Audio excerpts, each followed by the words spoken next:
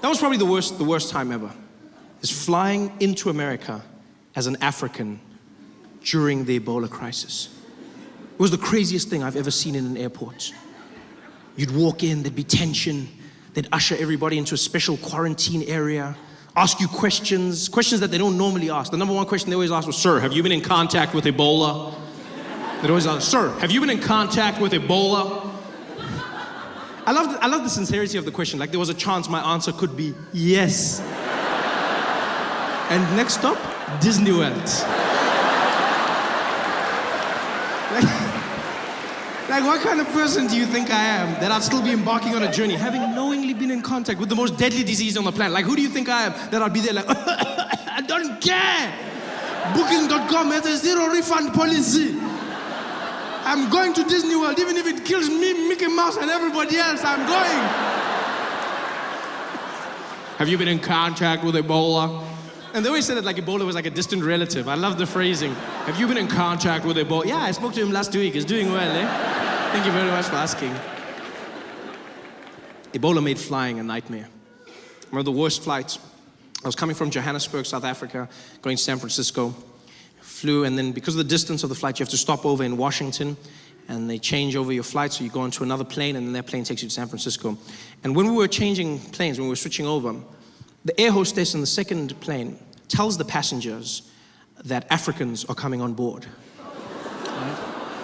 And so because of this, they're going to be spraying the cabin with the light pesticide. No, I understand. Like when people are afraid, they do stupid things. I get it. But what I didn't understand was why she told them this as we were boarding the plane.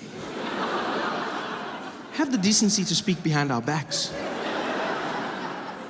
Because we were walking onto the aircraft, and she takes her little microphone, she goes, "Ladies and gentlemen, please note we have some passengers joining us on a South African flight. They're coming from Africa. If everybody could please stay in their seats as these passengers find their place. We're gonna be spraying the cabin with a light pesticide due to the Ebola crisis, and feel free to cover your nose, eyes, ears, and mouth. The pesticide shouldn't be harmful, but it may be, so if everybody would just cover up, and we'll be coming down shortly as everybody takes their place. Thank you very much." She says this as we board the plane. This is our introduction, Ebola crisis, and we're there like, hello, hello, hello, hello, hello, hello, hello.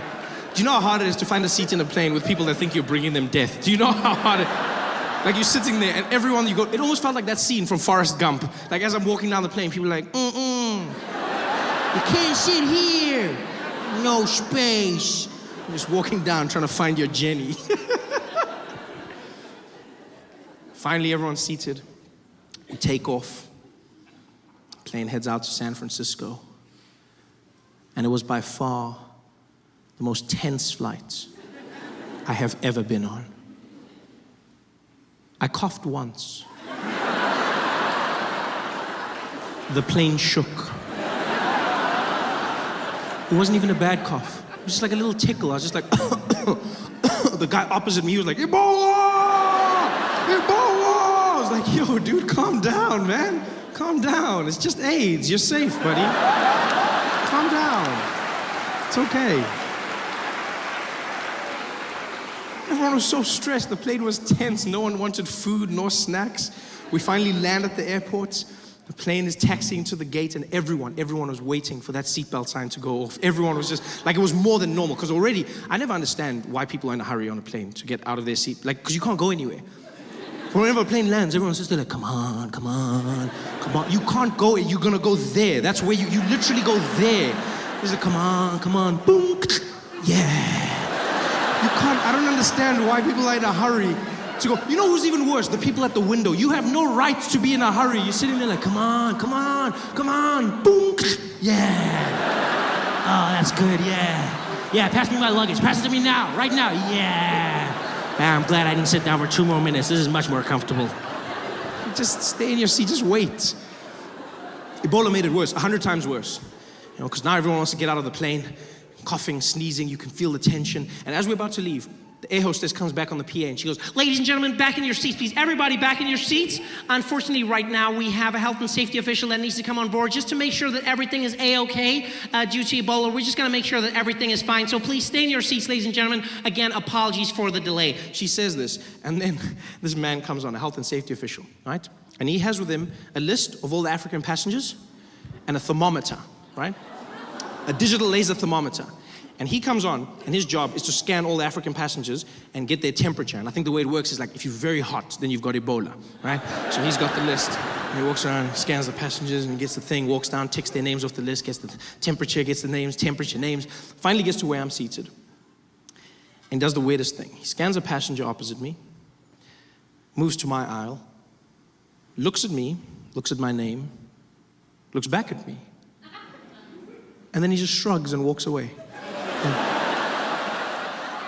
Nah.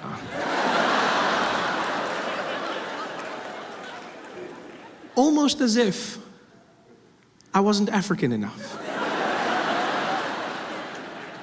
I've never felt so conflicted in my life. Yeah, because don't get me wrong, like, I never want anyone to think I have Ebola. But I also don't want anyone to assume that I can't have Ebola. You don't know me. You don't know what I'm capable of. I could have all the Ebola in the world. And this guy just ignored me. He walks away. I'm there trying to cheer myself up, like, chin up, Trevor, you could have Ebola. Chin up, kid, come on, come on, come on, you could have Ebola. And he walks to the back of the plane. He scans the rest of the passengers, gets to the tail, and he realizes he's now missing a name. So he looks back through the plane, can't figure out what's going on. I know it's me, but I'm not gonna help him. Yeah. He had his chance. He had a good Ebola man and he let him go. And so I watch him panic. And as he panics, the air hostess comes back down the plane. She goes, hey, what's going on? I need to get the people out of here. He goes, yeah, I know, I got a problem on the Ebola list. I can't figure out where the passenger is. And she's like, yeah, I gotta get the people out. He's like, look, I know, this is killing me as well, but I just gotta figure out. She's like, yeah, if I don't get them out, I'm dead. I gotta get the people going. It's like, yeah, I know, just calm down, just give me a second. And now you can feel the tension building on the plane. People start whispering, there's murmurs going around. Because some people are hearing pieces of the conversations, like broken telephone as it goes down the plane. All they're hearing is, yeah, Ebola, killing me, people. Oh. She's like, yeah, dad, everybody out of here, dad. And like, you feel the tension. People start looking at each other. The guy opposite me didn't even hide it. He was like, it's you, Ebola, it's you. I was like, dude, I do not have Ebola. Stop saying that. Stop saying. He's like, it's you, damn it, it's you. I'm busy coughing. I was like, if you don't shut up, I'll cough on you. I'll cough on you now. And he's like, what? I was like, I'll cough. He's like, what? I'll kill you. I was like, I'll kill you first. He's like, ah! Everyone on the plane starts losing. The people are going crazy. Everyone is stressed. People want to leave. In the middle of the chaos, in the midst of all of this, I'll never forget a Middle Eastern man, maybe 4 rows behind me, dressed in very traditional garb.